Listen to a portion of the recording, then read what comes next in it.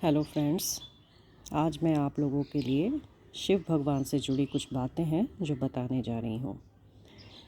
आप लोगों को पता ही होगा कि फागुन का महीना शुरू हो गया है और निकट भविष्य में शिवरात्रि भी आने वाली है जो 26 फरवरी को होने जा रही है। तो शिवरात्रि बहुत धूमधाम से हम लोग मनाते हैं। शिव जी की पूजा मतलब शिव जी की शादी वाला दिन है वो। तो शिव जी की पूजा हर कुंवारी लड़की भी करती हैं ताकि उसे अच्छा वर मिल सके, अच्छा घर परिवार मिल सके, इसलिए वो व्रत भी करती हैं कि शिव जी जैसा उनको पति भी मिल सके और आने वाला भविष्य उज्जवल हो।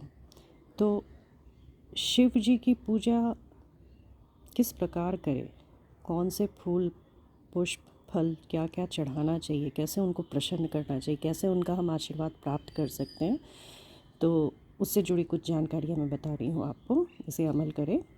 आप लोग स्क्रीन पे देख ही रहे होंगे कि शिव पूजा के लिए विहित पुत्र पुष्प क्या हैं, यानी पत्ते और क्या फूल उनको चढ़ाने से वो ज़्यादा प्रसन्न होते हैं और जिसका फल हमें जल्दी मिलता है, उसके बारे में मैं बता रही हूँ। उसे ध्यान से सुनिएगा कि भगवान शंकर पर फूल चढ़ाने का बहुत अधिक महत्व है, बहुत ही ज़्यादा अधिक, क्योंकि पुष्प उन्हें बहुत प्रिय है। बतलाया जाता है कि तपशील सर्वगुण संपन्न वेद में निष्णात किसी ब्राह्मण को 100 स्वर्ण दान करने पर जो फल प्राप्त होता है वह भगवान शंकर पर 100 फूल चढ़ा देने से प्राप्त हो जाता है। कि जिस प्रकार किसी ब्राह्मण को अगर हम लोग 100 स्वर्ण यानी सोने के सिक्के या सोने की कोई वस्तु दान करते हैं, उतना फल जितना हमको प्राप्त होगा उतना फल हमें भगवान को अगर हम 100 फूल चढ़ा देते हैं तो उतना ही हमें फल प्राप्त होने वाला है। अब ये कौन कौन से पत्र पुष्प शिव के लिए विहित हैं और कौन कौन से निषिद्ध हैं, यानी आप कौन से पुष्प और पत्र चढ़ा सकते हैं और कौन सा वर्जित है, नहीं चढ़ाना चाहिए, इसके बारे में मैं आपको बता रही हूँ। आप लोग ध्यान से सुने कि पहली बात यह है कि भगवान विष्णु के लिए जो जो पत्र और पुष्प विहित हैं वे सब भगवान शंकर पर भी चढ़ाए जाते हैं। केवल केतकी और केवड़े का निषेध है। शास्त्रों के अनुसार कुछ फूलों के चढ़ाने से मिलने वाला फल का तारतम्य बतलाया है। जैसे 10 सुवर्ण माप के बराबर सुवर्ण दान का फल एक आक के फूल को चढ़ाने से मिल जाता है। मतलब अगर आप 10 स्वर्ण के सिक्के या कोई भी चीज़ चढ़ाते हैं, दान करते हैं, तो सिर्फ एक आक के फूल को चढ़ाने से उतना फल हम लोगों को मिल जाता है। 1000 आक के फूलों की अपेक्षा एक कनेर का फूल, अगर आप 1000 आक के फूल चढ़ाते हैं तो सिर्फ एक कनेर का फूल चढ़ाने से उतना फल हमें प्राप्त हो जाएगा। 1000 कनेर के फूलों के चढ़ाने की अपेक्षा एक बेल का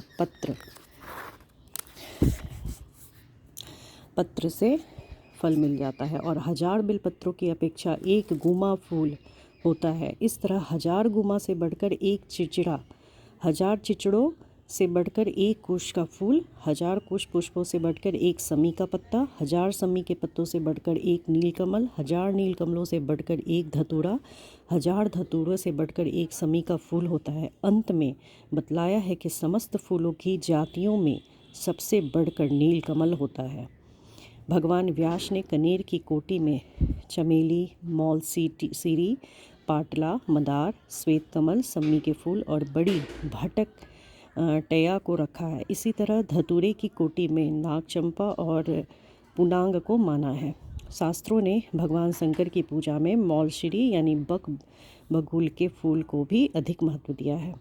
भविष्य पुराण ने भगवान शंकर पर चढ़ाने योग्य और भी फूलों के नाम गिने हैं, जैसे करवीर यानी कनेर, मौलसीरी, धतूरा, पाढ़र, बड़ी कटेरी और कुरैया, कास, मंदार, अपराजिता, समी का फूल, कुंभजक, शंखपुष्पी, चिचिरा, कमल, चमेली, नागचंपा, चंपा, खस, तगड़, नागकेशर, किकिंतार, गुमा, सीसम, गुलर, जयंती, बेला, पलाश, बेलपत्ता, कुसुम्भ पुष्प और कुकुम अर्थात केसर, नीलकमल और लाल कमल।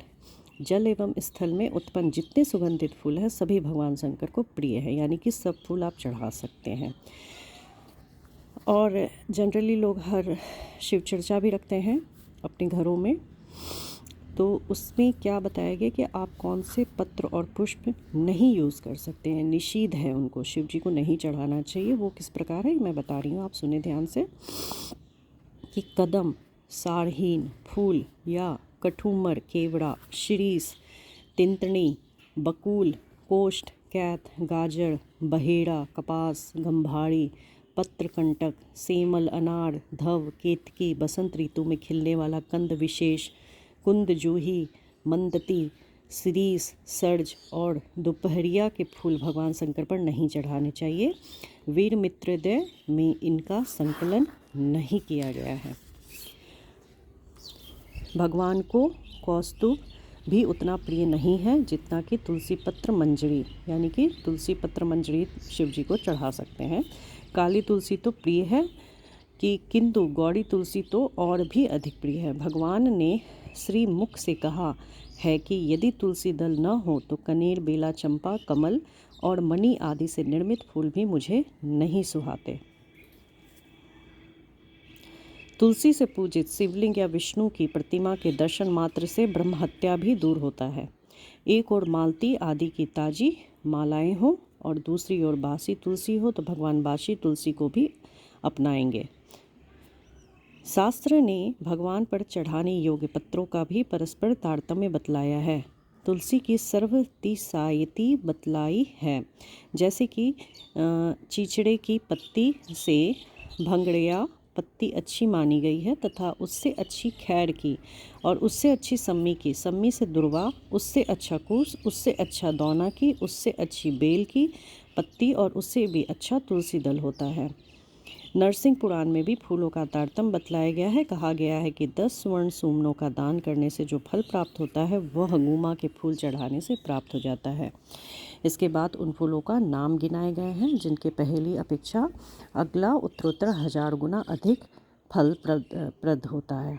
जैसे गुमा के फूल 1000 गुना बढ़कर एक खैर, हजारों खैर के फूलों से बढ़कर एक सम्मी का फूल, हजारों सम्मी के फूलों से बढ़कर एक मौलसिरी का फूल, हजारों मौलसिरी पुष्पों से बढ़कर एक नंदावर्त, हजारों नंदावर्तों से बढ़कर एक कनेर, हजारों कनेर से फूलों से बढ़कर एक सफ़ेद कनेर, हजारों सफ़ेद कनेर से बढ़कर एक कुश का फूल, हजारों कुश के फूलों से बढ़कर वनबेला, हजारों वनबेला फूलों से एक चंपा, हजारों चंपाओं से बढ़कर एक अशोक, हजारों अशोकों पुष्प से बढ़कर एक माधवी, हजारों बसंतनियों से बढ़कर एक गोचटा, हजारों गोचटाओं से फूलों से बढ़कर एक मालती, हजारों मालती फूलों से बढ़कर एक लाल त्रिसंधी, हजारों लाल त्रिसंधी फूलों से बढ़कर एक सफ़ेद त्रिसंधी, हजारों सफ़ेद त्रिसंधी फूलों से बढ़कर एक कुंद का फूल, हजारों कुंद पुष्पों से बढ़कर एक कमल फूल, हजारों कमल पुष्पों से बढ़कर एक बेला और हजारों बेला पुष्पों से बढ़कर एक चमेली का फूल होता है।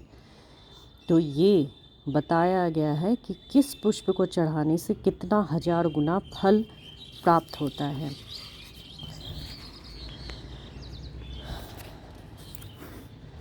तो ये छोटा सा जो है जानकारी है जो शिव जी को जो पुष्प और पत्र चढ़ाने चाहिए उसके बारे में। और वैसे तो देखा जाए तो काफ़ी कुछ जानकारियाँ लिखी हुई हैं शिव जी को क्या पसंद है नहीं पसंद है, लेकिन ये छोटा सा प्रयास है कि मैं पुष्प से और पत्र से रिलेटेड मैंने आप लोगों को छोटी सी जानकारी दी। वैसे तो भोले भगवान हैं, भोले शिव शंकर भोलेनाथ हैं, वो तो कुछ भी चढ़ाएंगे तो प्रसन्न हो ही जाते हैं। और इतने सारे जो पुष्प के नाम हैं वो भी बहुत दुर्लभ हैं कि हर जगह अवेलेबल नहीं होते हैं, इसलिए चढ़ाना एक प्रक्रिया है, वो हमें करना ही चाहिए, वो कर्म है, लेकिन हमारा मन भी शुद्ध होना चाहिए। अगर भगवान किसी चीज़ के प्यासे नहीं हैं, सिर्फ वो भक्ति भाव के ही प्यासे होते हैं, लेकिन अगर उनको प्रसन्न करने में अगर हमारी थोड़ा सा भी हमारी चेष्टा या प्रयास या प्रयत्न उन्हें प्रसन्न करती है, उन्हें आनंद करती है, तो ये फल 1000 गुना बढ़ जाता है। तो बस ये है कि शिवरात्रि आ रहा है और हम लोगों को खूब धूमधाम से और सच्चे मन से, अच्छी भक्ति के साथ, सच्ची भक्ति के साथ उनके लिए हम अपना दिन समर्पित करें, उनको मन से आवाहन करें, उनसे प्रेयर करें, प्रार्थना करें और उनकी थोड़ी सी जो ख्वाहिश है या थोड़ी सी जो उनकी चाहत है, जो चीज़ वो पसंद करते हैं, हम लोग यही कोशिश करते हैं कि उनको जो चीज़ से वो प्रसन्न होते हैं वो चीज़ उनको समर्पित करें पूरी निष्ठा और भाव के साथ। तो ये छोटा सा प्रयास था, इसे आप लोग अमल करें और happy Shivratri all of you. आप लोग अच्छे से इसे सेलिब्रेट करें। मैं फिर एक नई जानकारी के साथ आऊँगी, तब तक के लिए धन्यवाद।